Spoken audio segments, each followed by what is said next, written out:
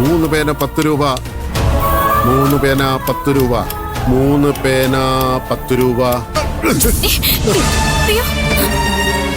നോക്കി നടക്കണ്ടേ അങ്ങളെ? കണ്ണില്ലാത്ത ഞാൻ എങ്ങനെ നോക്കി നടക്കാനാ കുട്ടി?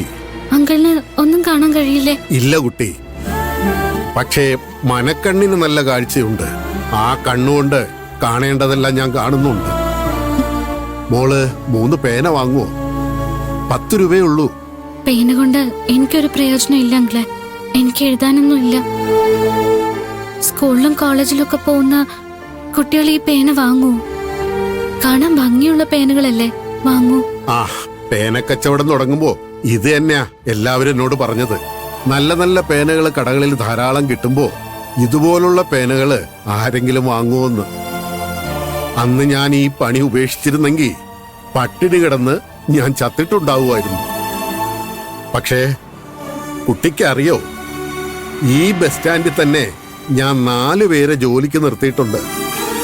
എല്ലാവരും 400-500 രൂപ ദിവസവും സമ്പാദിക്കുന്നുണ്ട്. അത് എന്റെ മിടുക്കാണെന്ന് ഞാൻ പറയുന്നില്ല, ഈ നാടിന്റെ ഗുണമാണ്. വരുന്നവരെ എല്ലാം ഇരു കൈയും നീട്ടി സ്വീകരിക്കുന്ന നാടായത്. നമുക്ക് വേണ്ടതെല്ലാം തരും. ഈ നാട്ടിൽ വന്നവരാരും നശിച്ചു പോയിട്ടില്ല. പക്ഷേ വേറൊരു കാര്യമുണ്ട്, ഈ നാട് പരീക്ഷിക്കും, നമ്മളെ വല്ലാതെ പരീക്ഷിക്കും, കഷ്ടപ്പെടുത്തും, കരയിപ്പിക്കും.